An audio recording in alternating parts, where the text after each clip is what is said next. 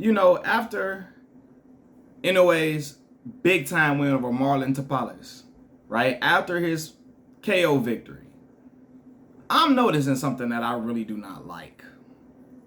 In order to validate Monster Inoue being number one pound for pound, I see people going out of their way to shit on Terence Crawford's big win over Errol Spence Jr. People going out of their way to discredit Terence Crawford's win. Now, anybody that's been watching this channel know I am a huge Errol Spence supporter. That's my guy. That's been my guy for years. I've been watching Errol Spence fight for a while, and I've been supporting that brother. Y'all know I picked Errol Spence Jr. to defeat Terence Boy Crawford. However, I always said that Terence Crawford had a deeper bag than Errol Spence, but I thought that Errol Spence does what he does so well. I thought it would overcome the fact that he didn't have a deeper bag than Terence Crawford. I thought Errol's jab was going to be efficient. I thought he was going to fight on the inside and figure out a way to slow down Terence Crawford's momentum. I thought his body work was going to get the better of Terence Crawford, and it did no such thing. Okay? And I can be objective on this channel and tell you that Terence Crawford dismantled my guy. But y'all got people out here saying stuff like, and you even got some Errol Spence fans that's doing it too, so I'm not going to act like it's not. But me as an Errol Spence fan, I know what I saw. Even at 154 pounds, I love Errol Spence. He's not going to defeat Terence Crawford. Terence didn't beat him because Errol wasn't strong enough. Like, matter of fact, he was stronger than Errol, for sure. And they're probably going to be the same at 154 because I just think Bud's stronger than Errol. Skill. Errol is not quick enough. When Errol lands one punch, he was getting hit with two, sometimes three. You know what I mean? And weight was not going to be the difference in that. You got people saying, oh, he beat a drained Errol Spence, so why do he deserve credit for that? Oh, he beat an Errol Spence coming off a long layoff. Why do he deserve credit for that? Why do he deserve credit for that? Y'all know my method, man. Once you get in that ring, even if a layoff had Errol Spence rusty, he signed off on that fight. It is what it is. You got to go off what happened. So to act like, oh, you ain't beat nobody, you only beat Errol Spence, you only beat Errol Spence, bro, only beating Errol Spence?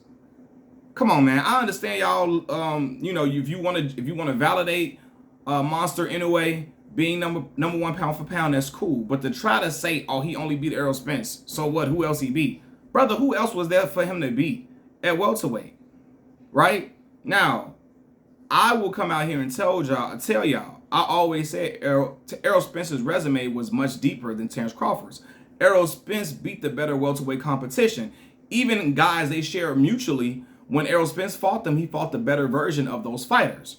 However, gave him full credit for that Sean Porter stoppage. I did. But I felt like everybody else, Errol would have beat handedly.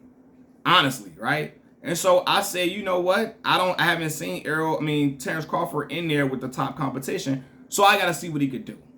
And maybe my rhetoric has contributed to the Terence Crawford slight. And if so, I'll take full credit for that. However, I always said Terence Crawford was a magnificent fighter. And he was blessed from the boxing gods with certain ability that everybody don't got.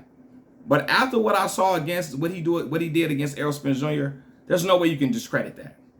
He beat a top 5 pound for pound fighter. Errol Spence was top 5 pound for pound. I don't give a fuck what your feelings are.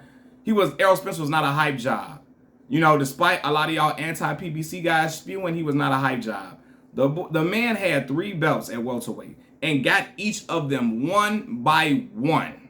Not he fought one fight and got all 3 belts. No, he beat what's my boy name? Kell Brook overseas to get the IBF. Then went and beat what's the boy? He beat Mikey Garcia, Lamont Peterson. Then he went to go get the green belt, the green stripe WBC from Sean Porter in a rough, rugged, tough ass fight, right? Then he had the car accident. Then came and beat Danny Garcia, defended his WBC against Danny Garcia. Then he went and got Yordenis Ugas' belt, the Yordenis Ugas that beat up on Manny Pacquiao's ass and sent Manny into retirement, right? Errol Spence's road to become not undisputed, road to become a unified champion was magnificent. And he had magnificent victories. So he earned it. It wasn't no fluke shot in the dark type of dude. No. He's beat a top 5 pound for pound guy and dismantled him. Errol Spence is my guy. He obliterated my dude. Seriously. And Errol had moments where he hit Terence flush with shit and it didn't matter. Terence was still there and coming. The moment I saw them get into like a clinch a little bit and he pushed Errol back like that, I saw, oh shit. Errol flew back like that. I saw, oh man, he's stronger than Errol. So what the fuck is no bullying tactic that's going to be able to be utilized at this point? You know, and some people was like, you should have seen it coming because of his wrestling pedigree. But sometimes, I don't know. I gotta see what happens when a dude get in the ring with a person. I'm like, oh shit, I saw what I saw. You know what I mean? It's points in the fight, Errol trying to get inside, and he's getting caught with shots on the side of the temple, on the ear. Like, what the, no. You know what I mean? He hit a shot, bah, bah. You like, damn. And his face started getting red. I said, oh man, he's in deep water. And Terence was poking holes until he felt like he could drown Errol. And it's so, like, the way he beat Errol Spence, he made it look like any other person could do that to Errol. And they can't. I'm here to tell y'all, Errol Spence wouldn't have been beaten by nobody that night but that man in that welterweight division. By Terence Crawford. Because Terence Crawford does shit a lot of other fighters cannot do. They could not be successful doing it against Errol. Errol's relentlessness, his resiliency, his tenaciousness, it gets the best of majority of the dudes he fight because they feel like, what the fuck? He's still coming even when I'm hitting him with shit. He's still figuring out a way to get on the inside and land his best shots while also parrying shots. He could not parry Terence Crawford's shots quick enough because shit, his reflexes wasn't that fast. Terence Crawford quick as fuck. You know what I mean? So, in a way, and I'm not mad at you if you got him pound for pound number one. None of the dudes he fought was on the pound for pound list. None of them. I didn't have him on my pound for pound list. Maybe y'all did. None. You know what I mean? But Terence beat a pound for pound top 5 guy. You know, and see, this is the problem. Some of y'all only, because a lot of y'all people that's trying to trash Bud now was all on supporting him when he was fighting Errol Spence and ready to trash Errol Spence before the fight and saying y'all were saying how Terence was going to thrash him and all of that, right? And then y'all were celebrating when it happened. But the moment he went up against a non-black fighter in a discussion, the guy y'all propped up, Terence Crawford, turned out to be, y'all turned him back to ordinary or a hype job or he ain't shit or the win really didn't count. When you were marveling at him when he beat the guy that you hated.